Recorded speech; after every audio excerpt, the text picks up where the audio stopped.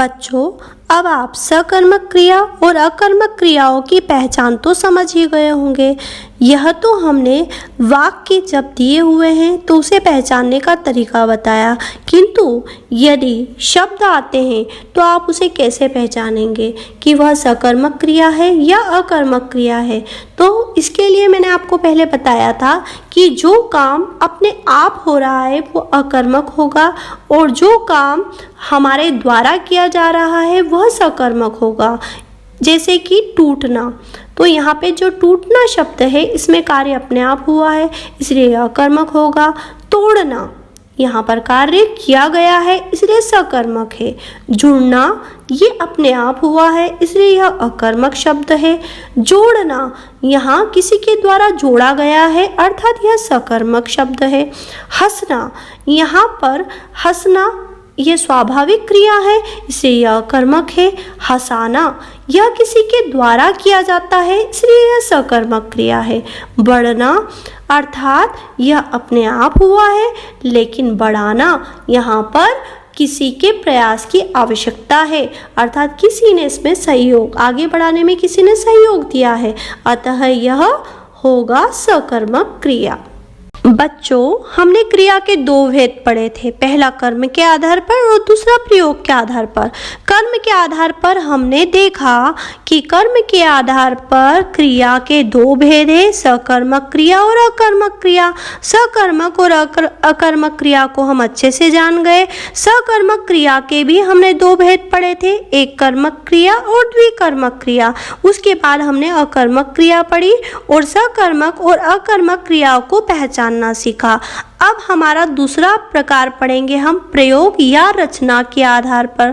प्रयोग और रचना के आधार पर बच्चों क्रिया को 6 भागों में बांटा गया है।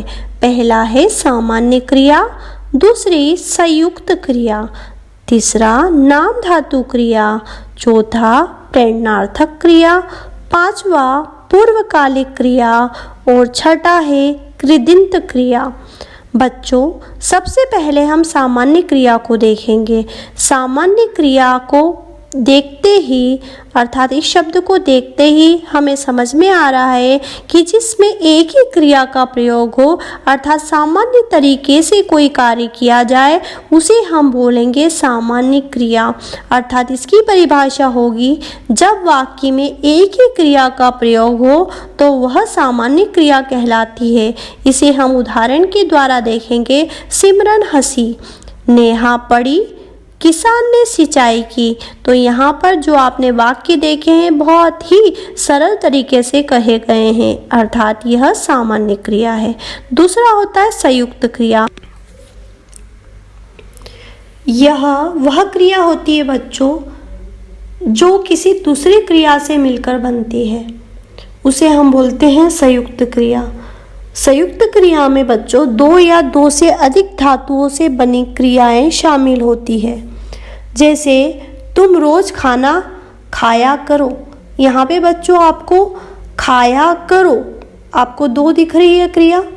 वह खेल चुका है, यहाँ पे खेल और चुका, यहाँ पे 2 क्रिया आपको दिखाई दे रही है, अतः यह संयुक्त क्रिया होगी। संयुक्त क्रिया के हम और उदाहरण देखते हैं। हम आगरा गए थे, यहाँ पे गए और थे 2 क्रिया दिखाई दे रही है। नानी जी आ गई है, आना और गई ये 2 क्रियाएं हैं। ऊपर दिए वाक्यों में 2 क्रियाएं प्रयुक्त हो रही है जिनमें प्रथम क्रिया मूल क्रिया कहलाती है और दूसरी क्रिया सामान्य अथवा रंजक क्रिया कही जाती है। अब बच्चों हम यह जान लें कि रंजक क्रिया क्या होती है। जो क्रिया अपने अर्थ को छोड़कर पहली क्रिया के अर्थ में वृद्धि कर देती है उसे रंजक क्रिया कहते हैं। रंजक शब्द का अर्थ होता है रंग भरना अर्थात पहली क्रिया में ही रंग भर देना। यह रंजक क्रिया मुख्य अर्थ को बताने का और उसे विस्तृत करने का कार्य करती है। संयुक्त क्रिया में रंजक क्रिया का होना आवश्यक होता है। कहीं कहीं 3-4 क्रियाएं एक साथ देखने में भी आती है। जैसे लोग तो हमारे जमाने में हुआ करते थे, समीर अक्सर मेरे घर आ जाया करता था, उदित कभी कभी तैराकी भी कर लिया करता था। यहाँ पर उठना, जाना, रहना, डालना, लगना, देना, चाहना, चुकना, सकना आदि रंजक क्रियाएं हैं। अगला है बच्चों नाम धातु क्रिया। मूल धातुओं से अलग शब्दों के साथ प्रत्यय लगाकर बनने वाली जो क्रिया होती है उसे हम नाम धातु क्रिया कहते हैं। नाम का अर्थ होता है संज्ञा, सर्वनाम अथवा विशेषण। जब इनका प्रयोग धातु की तरह किया जाता है, अर्थात संज्ञा, सर्वनाम और विशेषण, इसका प्रयोग यदि धातु की तरह किया जाता है तब वह नाम धातु कहलाती है। जैसे हाथ संज्ञा है और इससे शब्द बना हथियाना। नाम धातु क्रियाएं संज्ञा, सर्वनाम, विशेषण तथा अव्ययी पदों से बनती है। संज्ञा पदों से बनने वाली नाम धातु क्रियाएं होंगी शर्म से शर्माना, चमक से चमकाना, धिक्कार से धिक्कारना, रंग से रंगना, फटकार से फटकारना, गांठ से गठियाना, टक्कर से टकराना, लोभ से लुभाना। इसी प्रकार सर्वनाम पदों से नाम धातु क्रिया होगी अपना से अपनाना। विशेषण पदों से नाम धातु क्रिया होगी साठ से सठियाना, चिकना से चिकनाना, नरम से नरमाना, मोटा से मुटियाना। अव्ययी पदों से नाम धातु क्रियाएं होगी हिन हिन से हिन हिनाना, थर थर से थर थराना, टिम टिम से टिम टिमाना, बड़ बड़ से बड़बड़ाना, छन छन से छन छनाना। अब आप समझ ही गए होंगे कि नाम धातु क्रियाएं क्या होती है। अगला है बच्चों प्रेरणार्थक क्रिया। जिन क्रियाओं से कर्ता स्वयं कार्य न करके किसी दूसरे से करवाता है या करने की प्रेरणा देता है वे प्रेरणार्थक क्रियाएं कहलाती है। जैसे पिताजी ने बेटे से आम मंगवाए, तो यहाँ पर पिताजी ने आम मंगवाए, किसको प्रेरणा दी उन्होंने? बेटे को प्रेरणा दी कि वह आम लेकर आए। इसी प्रकार से अध्यापक ने ध्रुव से काम करवाया तो अध्यापक ने ध्रुव को काम करने की प्रेरणा दी। तो इस प्रकार से प्रेरणार्थक क्रिया के बच्चों दो भेद होते हैं, प्रथम प्रेरणार्थक क्रिया और द्वितीय प्रेरणार्थक क्रिया। प्रथम प्रेरणार्थक क्रिया जब कर्ता स्वयं शामिल होकर कार्य करने की प्रेरणा देता है तो उसे प्रथम प्रेरणार्थक क्रिया कहते हैं। जैसे पिताजी अपने बेटे को पढ़ाते हैं, यहाँ पर पिताजी ने स्वयं प्रेरणा ली और अपने बेटे को पढ़ाया, अतः यह प्रथम प्रेरणार्थक हुआ। मोनिका पक्षियों को दाना डालती है, यहाँ पर मोनिका ने किसी अन्य से काम न करवाकर स्वयं काम किया, अतः यह उसने स्वयं से प्रेरणा ली, तो यह प्रथम प्रेरणार्थक हो जाएगा। द्वितीय प्रेरणार्थक क्रिया जब कर्ता स्वयं कार्य न करके दूसरे को कार्य करने के लिए प्रेरित करता है तो उसे द्वितीय प्रेरणार्थक क्रिया कहते हैं।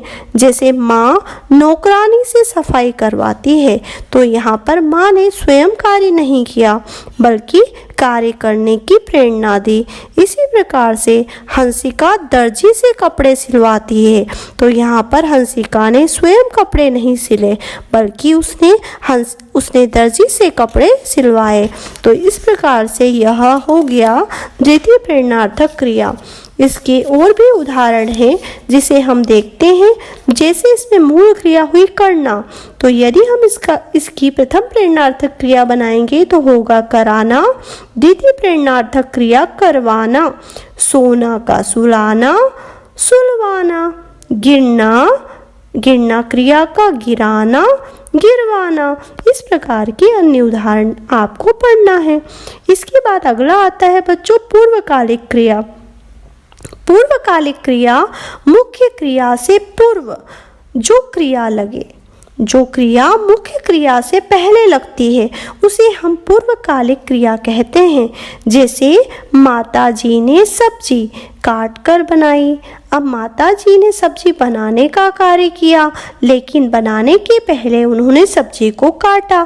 तो इस प्रकार से मुख्य क्रिया के पहले जो क्रिया आई वह पूर्वकालिक क्रिया हुई। दर्जी ने कपड़ा काट कर सिलाई की। यहाँ दर्जी का जो मुख्य काम था वह सिलाई का था लेकिन उसने सिलने के पहले कपड़े को काटा। यह काटना जो था यह पूर्वकालिक क्रिया थी। इसी प्रकार से परीक्षा में पढ़कर जाना चाहिए, तो परीक्षा में जाना चाहिए, लेकिन कैसे जाना चाहिए बच्चों? पढ़कर। तो पढ़कर पूर्वकालिक क्रिया है। रामू दौड़कर आया, तो रामू आया, यह मुख्य क्रिया हो गई, लेकिन इसके पहले क्रिया लगी दौड़कर, तो जो दौड़कर लगी है वह होगी पूर्वकालिक क्रिया। इस प्रकार से अगला है बच्चों कृदंत क्रिया। कृदंत क्रिया क्या होती है? जो क्रियाएं क्रिया शब्दों के अंत में प्रत्यय बनकर लगती है उन्हें कृदंत क्रिया कहते हैं। जैसे पढ़ धातु के साथ ता लगा, वह बना पढ़ता। इसी प्रकार से लिख धातु के साथ कर लगा, वह हो गया लिख कर। चल धातु के साथ आ लगा, तो वह हो गया चला। इस प्रकार से ये जब प्रत्यय लगता है तो उसे बोलेंगे हम कृदंत क्रिया।